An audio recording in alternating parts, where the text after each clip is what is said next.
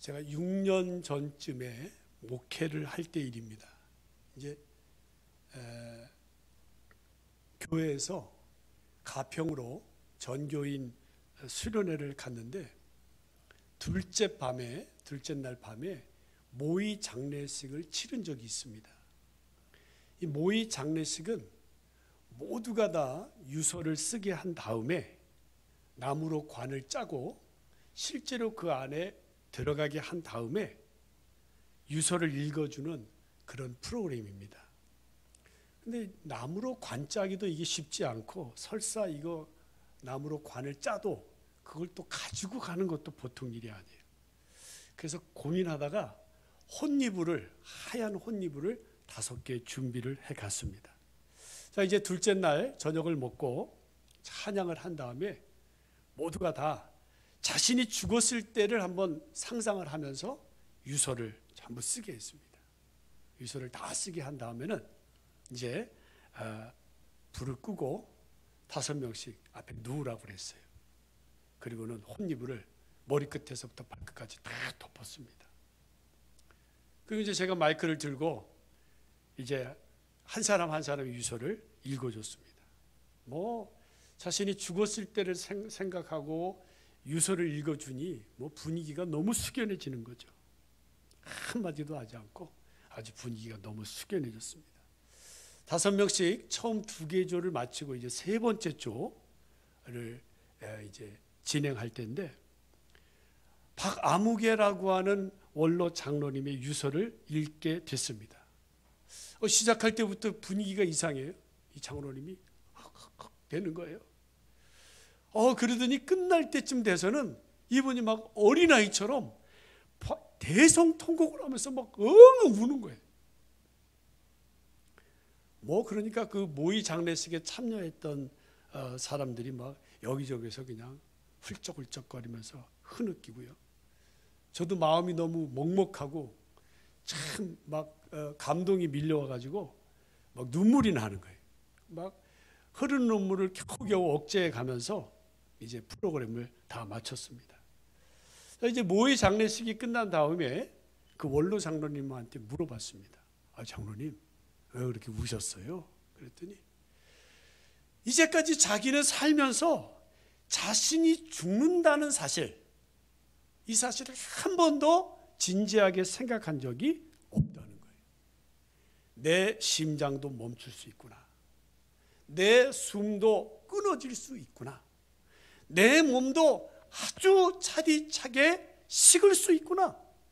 이런 생각이 미치니까 슬프기도 하고 두렵기도 해서 자기도 모르게 그렇게 엉엉 울면서 모의 장례식을 참석했다라고 하는 거예요. 근데 제가 나중에 들어보니까 그 원로 장로님만이 아니라 실제로 이 모의 장례식이 너무 무섭고 막 두려워가지고 그 장례식에 참석하지 않은 사람들이 3-4명 있었다 그러더라고요. 자, 이 원로 장로님은 젊어서 고생을 좀 하셨습니다. 근데 사업이요, 말 그대로 대박이 났어요. 얼마나 돈이 많이 벌리는지 이제 밤에 이제 가게 문을 닫고서는 그날 들어온 수입, 그 돈을 세느라 밤에 잠도 제대로 못 잤다는 거예요. 밥 먹을 시간도 없고 이 좌우지간에 장사하니라 밤에는 또 돈 세니라 잠잘 시간도 없었다는 거예요. 어마어마한 돈을 벌었죠. 그 결과 지금 서울과 인천에 커다란 빌딩을 몇 채나 갖고 있고요. 근사한 저택에서 외제 승용차를 타고 다니면서 연매출이 몇백억씩 하는 그런 회사를 운영하는 회장님이 되셨어요.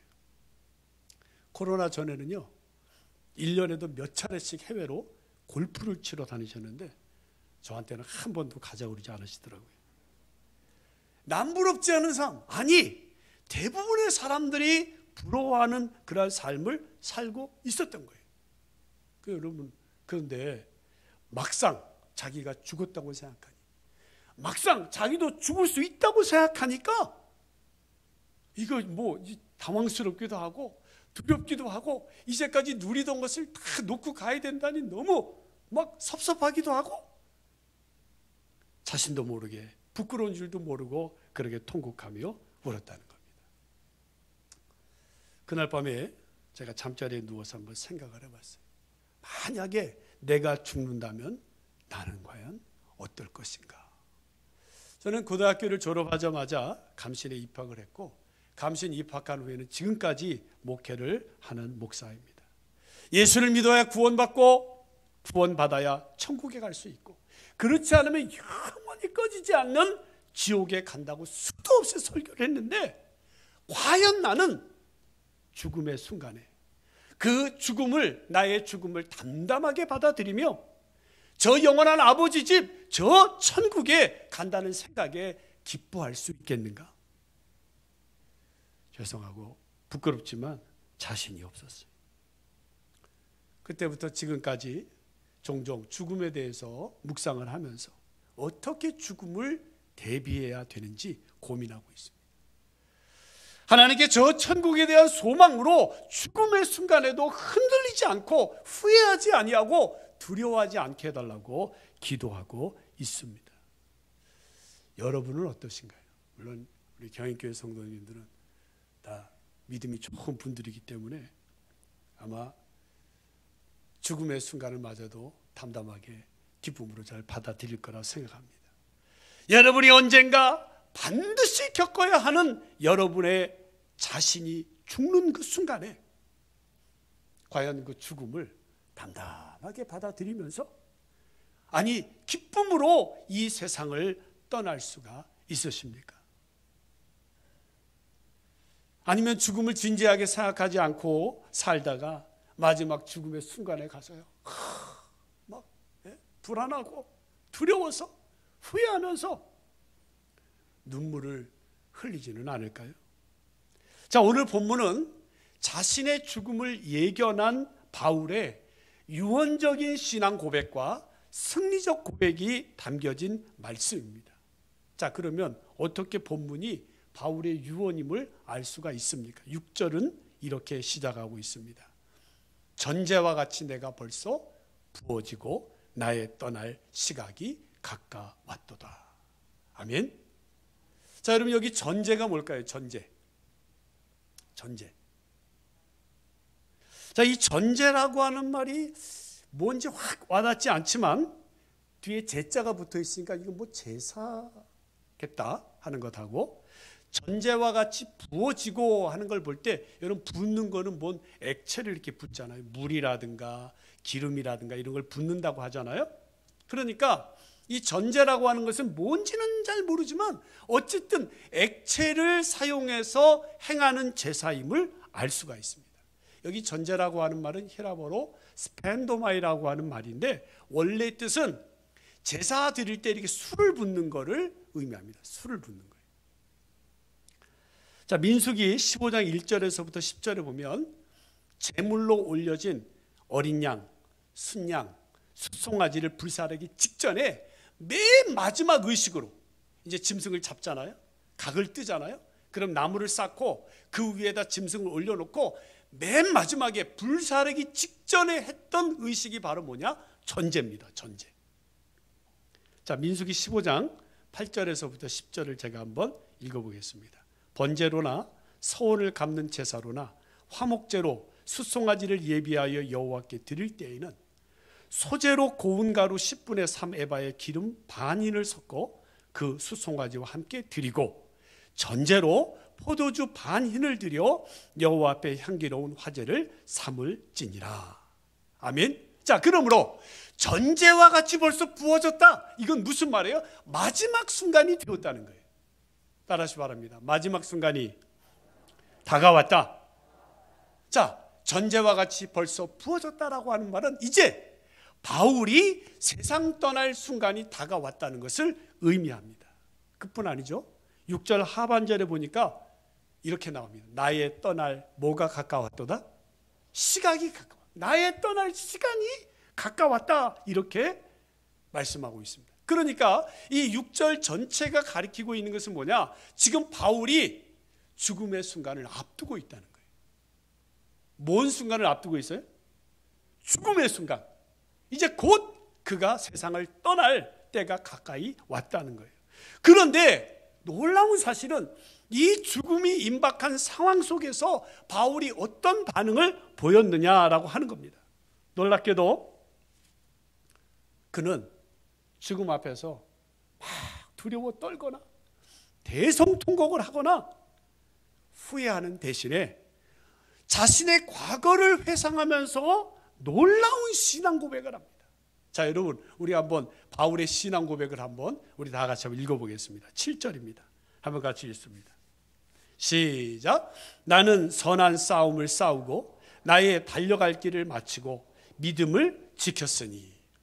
바울은 죽음의 순간에 자신의 과거를 세 가지로 요약합니다. 싸웠다, 마쳤다, 지켰다. 싸우고 마치고 지켰다는 거예요. 여러분, 여기에서 우리가 후회하거나 두려워하거나 그가 흐느끼는 모습을 전혀 찾아볼 수가 없다는 겁니다. 자, 그런데 여기서 싸웠다라고 하는 말은 어떤 피를 흘리는 어떤 투쟁이나 전쟁을 의미하는 것이 아니라 여기에 싸웠다라고 하는 말은 운동 경기에 참가하는 것을 의미합니다. 운동 경기에 참가한다. 자, 왜 그런가? 바로 뒤에 어떤 단어가 나오는가 하면 달려갈 길이라고 하는 말이 나와요. 달려갈 길. 여러분, 이 달려갈 길이라고 하는 이 말의 원래 뜻은 여러분 그 운동장의 출애를 의미합니다. 출애. 예? 그러니까 지금 계속 바울이 자신의 과거를 돌아보면서 신앙을 고백하고 있는데 뭘 자꾸 염두에 두고 신앙 고백을 하고 있는가 하면 운동 경기를 염두에 두고 지금 자신의 신앙을 고백하고 있다라고 하는 거죠. 마지막에 지켰다라고 하는 말이 나오는데 이 지켰다는 말도 뭘 지키느냐? 경기 규칙을 지켰다라고 하는 그런 의미입니다. 자, 그러니까 여러분, 이 말의 뜻은 뭐예요? 바울이 죽음의 순간에 자신의 과거를 생각하면서 신앙 고백하고 있는데 이 바울이 신앙생활을 마치 뭐처럼 생각했느냐? 운동 경기처럼 생각했다는 거예요. 뭐처럼 생각해요? 운동 경기. 자, 여러분은 신앙생활을 마치 뭐처럼 생각하십니까? 대부분의 사람들은 신앙생활을 하면 교회 다니는 거 생각하면 마음의 평화를 얻고 내가 원하는 소원을 이루기 위해서 신앙생활을 하려고 합니다. 근데 바울은 믿음 생활을 마치 뭐처럼 생각했느냐? 운동 경기처럼 생각했다는 거예요. 여러분, 운동 경기에서는 이겨야 돼요? 져야 돼요? 진짜 그렇습니까? 운동 경기는 그까짓 거 질 수도 있고 이길 수도 있으니 대충 하지, 이게 아니죠. 운동 경기를 하려면 이기기 위해서 최선을 다해야 됩니다. 그렇게 했어도 이기지 못했으면 그건 어떻게 할 수 없지만 좌우지간의 운동 경기는 내가 최선을 다해 이기길 위해 힘써야 된다라고 하는 겁니다. 여러분, 운동 경기는 최선을 다해야 하고 이기려고 해야 되고 애써야 되고 절대 포기해서는 안 됩니다. 저는 우리 김진규 목사님 제가 뵈면서 우리 김진규 목사님도 바울과 똑같은 생각을 하고 있다 이렇게 느꼈습니다. 우리 경인교회가 올해부터 매일 예배를 드리고 있잖아요. 그래서 제가 그 소식을 들었을 때 김진규 목사님이 그렇게 말씀드렸어요. 아니, 어떻게 매일 예배 드릴 수 있습니까? 새벽에도 예배를 드리시고 또 어떻게 매일 예배를 드릴 수 있습니까? 심지어는 감독님조차도 그렇게 하지 말라고 그렇게 만류를 하셨는데 그럼에도 불구하고 지금까지도 매일 예배가 지속되고 있는 것으로 알아요. 왜? 우리 김진규 목사님은, 담임 목사님은 신앙생활을 그냥 해도 되고 안 해도 되는 그런 것으로 생각하지 아니하고 최선을 다해야 되고 이왕에 할 바에는 승리를 해야 되는 운동 경기로 생각하고 있기 때문인 줄로 믿으시면 아멘 하시기 바랍니다. 아멘. 더 놀라운 사실은요, 여러분도 다 아다시피 지난 2월에 김 목사님 허리에 통증이 너무 심해서 3주간이나 예배를 인도하지 못하던 때가 있습니다. 저도 허리가 굉장히 안 좋았어요. 지금도 물론 약간 좋은 건 아닙니다. 근데 제가 경험에 의하면 무리를 하면 그렇게 허리가 안 좋아지더라고요. 그래서 이제 목사님이 병원에 입원하셨을 때 제가 그렇게 말씀드렸어요. 목사님, 무리하셔서 그렇습니다. 이게 매일 예배가 이게 보통 힘든 겁니까? 일반 목회자들은 새벽 예배 드리는 것만도 힘든데 새벽 예배 또 드리시고 또 매일 예배 드리시는 거 그렇게 무리하면 안 됩니다.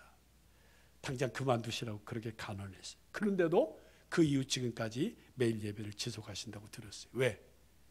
김 목사님께서는 바울처럼 신앙생활을 운동 경기처럼 여기기 때문에 그렇다는 거예요.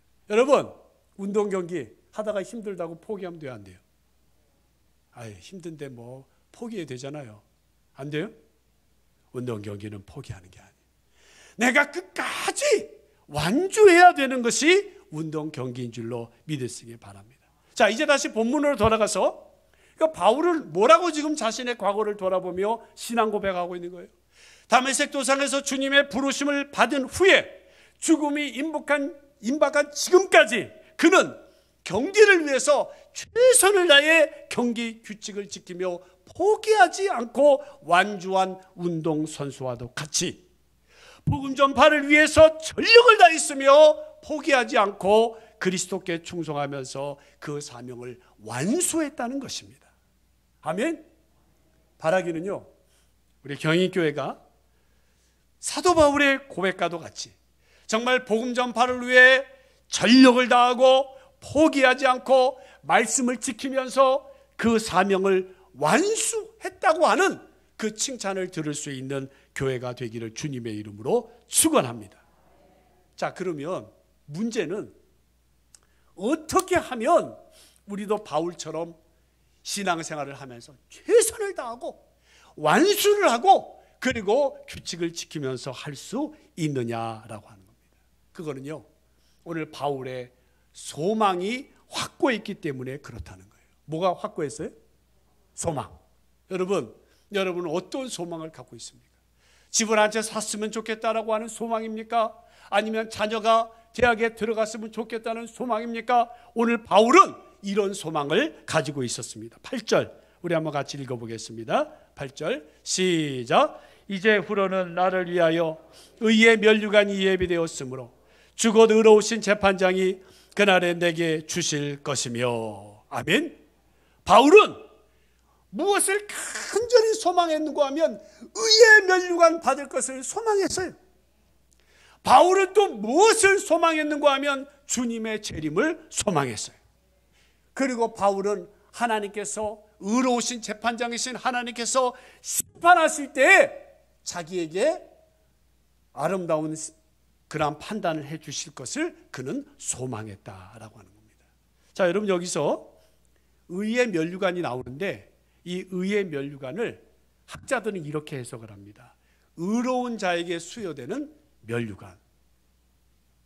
이걸 더 쉽게 말씀드리면 의의 면류관이란 뭐냐? 따라하시 바랍니다. 하나님 나라에서 받는 상급. 아멘? 여러분은 정말 이 하늘나라의 상급을 소망하십니까? 이 땅에서의 상급 말고 저 하늘나라에서 받을 상급을 소망하시냐 이 말이에요. 오늘 바울은 예수님의 부르심을 받은 다음에 이 세상 어떤 사람들보다 비참한 삶을 살았어요. 매도 맞고 옥에 갇히기도 하고 심지어 마지막에는 순교까지 당했던 사람이에요. 그럼에도 불구하고 끝까지 주님 맡겨주신 일을 최선을 다하고 그 사명을 완수하려고 했고 그리고 하나님의 말씀에 순종하려고 했던 것은 바로 천국의 상급을 소망했기 때문이다. 아멘. 여러분, 이러한 소망이 확고해야 된다라고 하는 거죠. 또한 여기 바울은 뭘 소망했습니까? 하나님이 의로우신 재판장이 자신에게 의로운 선고 내려줄 것을 소망했는데 이 의로우신 재판장이란 1절에 나와 있는 것처럼 살아있는 자와 죽은 자를 심판하시는 분을 의미합니다. 뿐만 아니라 이 8절에 그날이 나오죠. 그날에 4개뿐 아니라 그날은 어떤 날을 말하느냐? 예수께서 다시 오시는 재림의 날을 의미하는 줄로 믿으시기를 바랍니다. 그러니까 여러분, 오늘 바울이 죽음의 순간에 자신의 과거를 돌아보면서 이렇게 신앙 고백을 하고 승리에 찬 선언을 할 수 있었던 것은 그에게는 세 가지가 확고해 있기 때문에 그렇다는 겁니다. 그것이 바로 뭐예요? 첫 번째는 주님의 재림신앙, 두 번째는 하나님 반드시 심판하신다는 심판신앙, 그리고 마지막으로 그는 상급신앙을 가졌기 때문에 그는 최선을 다해 경기에 임한 줄로 믿으시기를 바랍니다. 그래서요, 그는 죽음의 순간에도 두려워하거나 겁내지 않고 오히려 2절에서처럼 디모데에게조차 너도 죽음을 무릅쓰고 이교도들 앞에서 담대하게 말씀을 전하라, 이렇게 명령하고 있는 줄로 믿으시기 바랍니다. 사랑하는 경인교회 성도 여러분, 59주년을 하나님께서 이제까지 인도해 주셨습니다. 앞으로 이 경인교회가 어떠한 신앙 위에서 앞으로 50년 100년을 나가야 될 것입니까? 바로 재림신앙의 근거해야 될 줄로 믿습니다. 여러분, 정말 우리 주님께서 재림하신다는 것을 믿으십니까? 여러분은 정말 하나님께서 살아있는 자와 죽은 자를 심판하실 것을 믿으십니까? 여러분은 정말 주님을 위해서 충성을 다한 자에게 상급을 주신다는 것을 믿으십니까? 오늘 이러한 분명한 신앙 고백이 있기를 주의 이름으로 축원합니다. 근데 여러분, 우리가 나가서 재림에 대해서, 심판에 대해서, 상급에 대해서 얘기하면 세상 사람들은요, 코웃음 칠 겁니다.